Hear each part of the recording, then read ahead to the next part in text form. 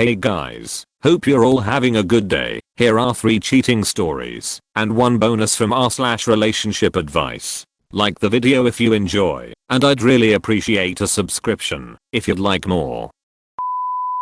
My 20 female friend, 20 female, broke up with her boyfriend, 20 male, because she thought he cheated. She found it he didn't, and she won't stop crying. This is such a mess right now and none of us can see each other due to the coronavirus situation. I don't want to dig into my friend's whole breakup, but a month back, we had a party at our university. A lot of people apparently saw something, assumed my friend's boyfriend was cheating on her. She broke up with him. There is now a video from the party and it's extremely clear he didn't cheat. The thing is she just started getting over it, and now she finds out he didn't cheat. She broke down when she broke up with him. He cried too, trying to explain his innocence. They both clearly love each other. They've been dating since the start of freshman year. Literally all my friend did was cry for a week when she broke up with him, and the sad thing is we stopped seeing her boyfriend on campus as much as we used to. I feel terrible for him too. He probably feels embarrassed. I can't imagine falsely being accused by so many people and then having your girlfriend break up with you. Anyways, my friend, she's been crying non-stop. All my friends feel horrible because we can't help her over Snapchat or FaceTime.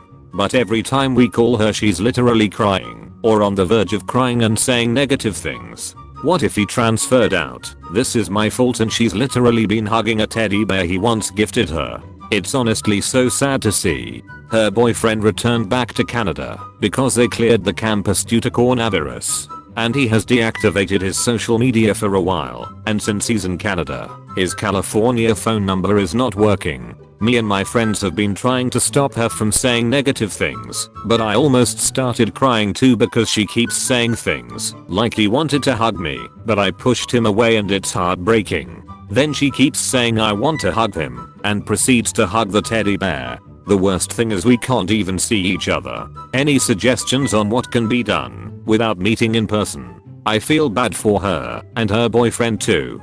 It's so sad, but the virus is making things complicated.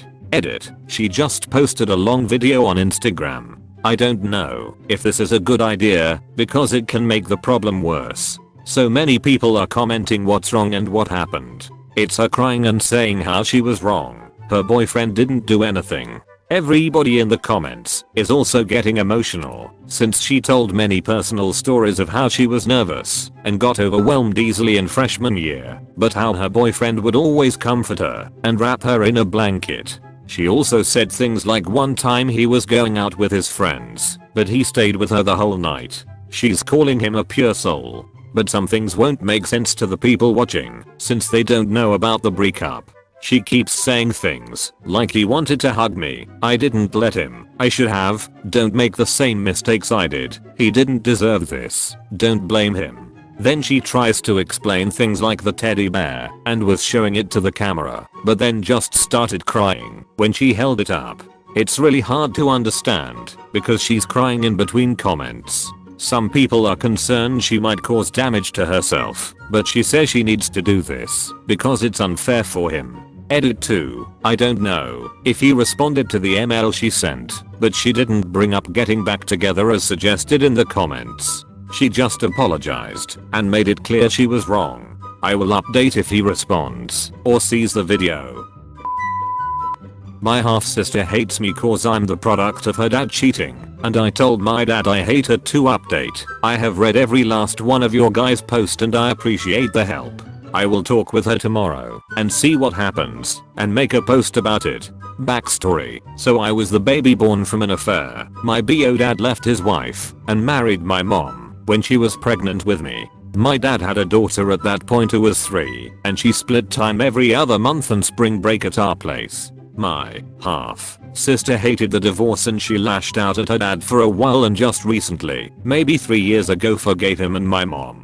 But she has always hated me. I was the divorce baby in her eyes. I don't remember this, but my cousins told me that when I was a baby she refused to do anything with me and constantly screamed when I cried. My dad tried to make her stop, but she never would.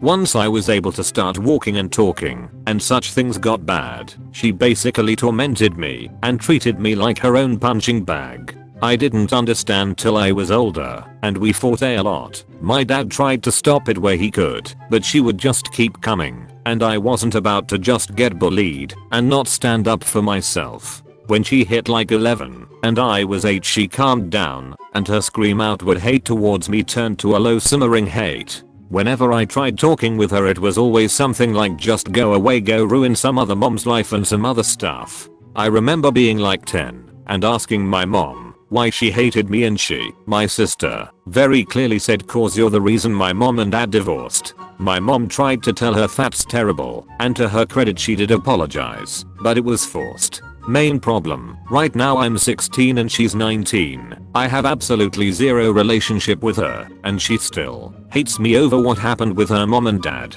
My dad was saying that my sister was gonna be here for almost 2 months cause it's spring break plus the month she would be here. I wasn't happy cause it was just another month and a half of tension and feeling like shit for literally existing. My dad asked me why I'm not excited to see my big sister, and I kinda just lost it. I know they made up, but she's never made up with me. I flat out told him, why am I not excited to see her? I don't know, maybe cause I fucking hate her? She is the reason home life has been literal hell for me when I'm the one who did nothing. I wasn't the mistress or the one who fucking cheated.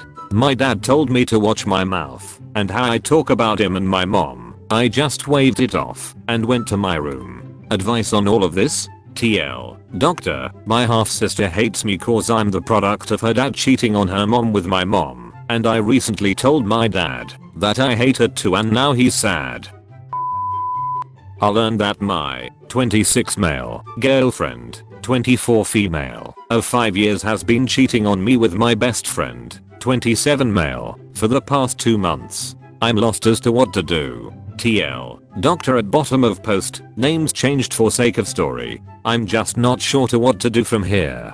I'm still fairly shaken, but I'm mostly just numb right now from learning about all of this. I would really appreciate any help or advice you can provide. Apologies for the incoming wall of text. My girlfriend and I have been together for almost 5 years, and we were so many of each other's firsts. We were each other's first real sex partners, first real long-term relationship, first time moving in together with a significant other. We've had our ups and downs, but we both felt really happy and confident in our relationship. We are both very loving and affectionate people by nature, and to find that in another person meant a lot to both of us. She has proven on so many occasions to be a thoughtful and caring partner for me, even when I may not have necessarily deserved it. I don't think I would have grown and accomplished as much as I have if it weren't for the love, affection, and support that she has afforded me. On many occasions she said she wants to be with only me, always, and I truly could have seen myself spending a lifetime with her. This was up until about 2 years ago. We had both been drinking heavily one night and I started putting on moves toward her, which in turn led to us having intoxicated sex. I know I should have definitely had more self-control in retrospect. It was a complete error in judgment on my part. I didn't think much of it during the moment, again since both of us were quite drunk, but the next morning she expressed that she didn't really enjoy the sex and felt that I took advantage of her. The gravity of her side of the story from the previous night definitely resonated with me, and I can totally see how this was a morally grey area as far as consent goes. Since I never got any explicit signs from her that she wasn't into having sex, I understand of course that is no excuse, and I regret not seeking more explicit consent during our drunken states. I immediately felt a deep pit of guilt in my stomach and promptly apologized to her, telling her that I totally understand if she wants to break off this relationship and never see me again. Basically that I understood what the fallout from my actions may be, and that I deserved any and all consequences arising from such. I truly regret ever hurting her in such a way, especially due to my own lack of awareness and my negligence towards her well-being. If I ever had the chance to take back what I did, I would do so in a heartbeat. It was a long and difficult conversation that morning, but she insisted on staying together with me and working to forgive me for what I did. She said that she felt that I did not intentionally seek to hurt her and that she understood that the incident arose from negligence on my part and a lack of communication. I committed to working to undo the damage and strain I put on the relationship and sought to regularly check in on her in regards to how she felt about the trauma and as to what I can do to help. To this day, I feel truly blessed that she found it in her heart to forgive me, and I know it was more than what I deserved. It took a long time, but by this point last year I had felt we had reached the level of comfort and trust that we had had prior to me hurting her. I have also since refrained from ever approaching that level of drunkenness since then. In retrospect, I regret not pushing her/us to get therapy or counseling, but since we were students at the time we didn't have the time or money to really pursue it. Enter Michael, who my girlfriend knew as my longtime buddy from school. He was somebody that I bonded with over our frustrations with our shared program and held similar tastes in music and video games. A little awkward and inexperienced when it came to sex. Not that I was ever much better than he was, but had definitely messed around a bit with girls before I met him. I always felt that perhaps he was a bit picky when it came to his taste in women, and I know that my girlfriend was not particularly his type, so I never had any reason to feel like I couldn't trust him and my girlfriend to be alone together. About 8 months ago, the three of us started having semi-regular movie nights/sleepovers. Perhaps I shouldn't have entertained the idea of these get-togethers, but we had good times, and it was honestly quite wholesome. I mean, what's wrong with my girlfriend getting along with my friends, right? I didn't see anything wrong with our hangouts at the time, but I guess hindsight is 50/50. Eventually they started getting closer together and apparently talked to each other without me knowing about their respective traumas. Apparently he had endured severe childhood sexual abuse, which he had never told me about in all our years of knowing each other. Around Christmas, my girlfriend and I had a big blowout fight, which was one of the very few that we have had in our entire relationship. She had wanted me to pick up a couple presents for her family, despite knowing that I had already spent a fair amount on her present, which was already tough to do, being on a student budget and having just come off of exams.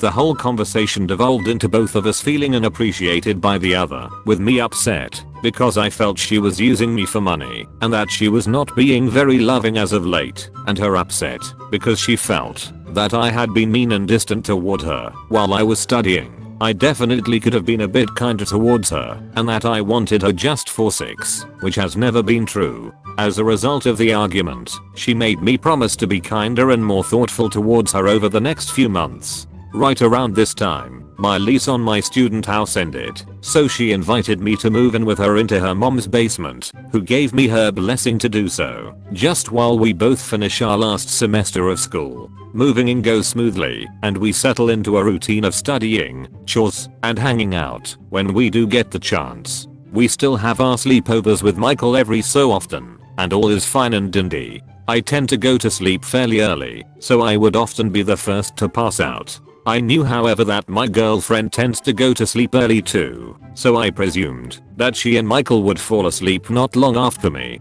Over this time, I make extra effort to show my appreciation for her, getting several books for her, and taking her out to a nice restaurant for Valentine's Day. She takes notice of this and expresses her appreciation for said efforts towards the end of March, just as the coronavirus started to really affect our city and force people to remain indoors. About 3 weeks ago, I was doing some cleaning around our space while my girlfriend was upstairs watching TV with her family. She had left her phone on the bed, and just as I passed by it, I felt an urge to pick it up and go through her messages. We have always had an open phone policy with each other, as we trusted each other deeply, and, at least I believed, that we had nothing to hide from each other. I had never opened her phone before without her being present and giving me her express permission before, but I felt I had to follow my gut instinct. As I started scrolling through the messages between Michael and her, what I found shocked me, and part of me still wishes now that I hadn't done so.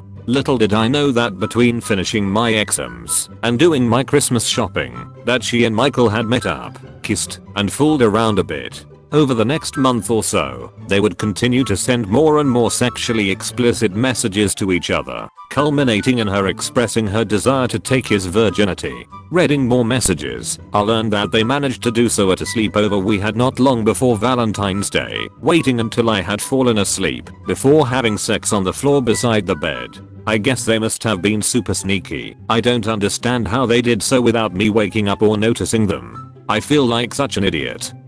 They apparently repeated this process several times during the sleepovers we had over the next month, before she sent him a message sometime towards the middle of March chewing him out for having grown distant and cold to her, and accusing him of using her for sex. Oh, the irony. He agreed that his feelings for her weren't as strong as they used to be, and that their relationship should come to an end. They messaged each other a handful more times afterwards, but on a much more platonic level. I took a couple screenshots of this last exchange and sent them to myself to have some evidence in case it became relevant. I reached out to my friend Will with the information I learned, and he immediately invited me to stay with him for the time being to remove myself from the situation. Before leaving, I confronted my girlfriend with the information I learned. I told her how disgusted I was to learn about how she slept with Michael behind my back so many times, how she shared nudes with him, how she told him she loved him, how good it felt to have him inside her according to her.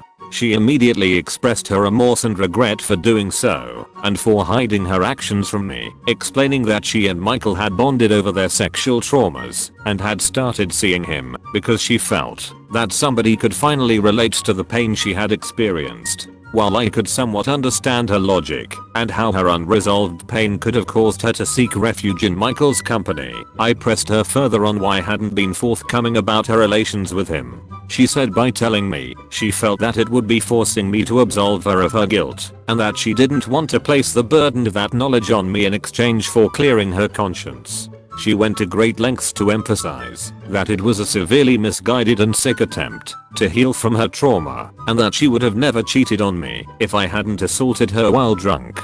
She also promised that moving forward she would seek professional therapy and counseling for her trauma, and that she would spend the rest of her life making it up to me in repentance for her actions. She pointed out that, since she forgave me for assaulting her while drunk, and that she knows I would never hurt her that way again, that I should forgive her in turn for cheating on me, and that I can trust her not to do so again. I don't claim to know what it is like to be raped or sexually assaulted, so maybe I should be lenient towards her in this case. However, I feel like the argument of I slept with your best friend because it was an unhealthy reaction towards how you hurt me is still pretty suspect logic for cheating on one's partner, given the circumstances. After some more back and forth arguing, we both came to realize we weren't making any more progress, so I packed up my clothes and the study materials I would need for my upcoming exams, and left for Will's. When I arrived, I sat down with Will and his girlfriend to explain in further detail what I learned, and how the conversation we had before leaving went down. While they both understood my hesitation to end the relationship and my desire to reciprocate the forgiveness she had shown me, they both strongly recommended that I leave her, and encouraged me to demonstrate some backbone in this situation. I have never been a very confrontational person, stating their shared belief that once a cheater, always a cheater. I stayed with them for the week until I had finished my first and toughest exam, and have since moved back in with my parents for the meantime, while I start job hunting and evaluating my options with this relationship.